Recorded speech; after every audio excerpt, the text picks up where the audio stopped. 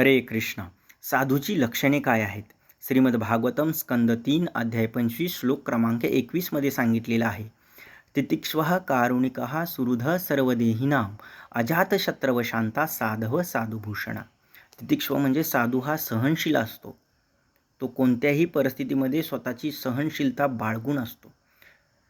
तितिक्ष्वः कारुणिका म्हणजे साधू हा करुणेनं भरलेला असतो. दया म्हणजे मागितल्यानंतर केलेली मदत, परंतु करुणा म्हणजे दुसऱ्याचं कष्ट पाहून स्वतःहून केलेली मदत म्हणजे करुणा. म्हणजे करुणेने भरलेला असतो साधू.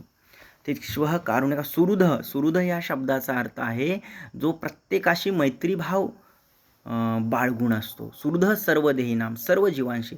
अजात शत्रव, त्याचा कोणीही शत्रू नसतो. तो सगळ्यांशी मित्रत्वाने वागतो. शांता म्हणजे सुख असो दुःख असो प्रत्येक परिस्थितीमध्ये तो मनाची शांती सांभाळून ठेवतो.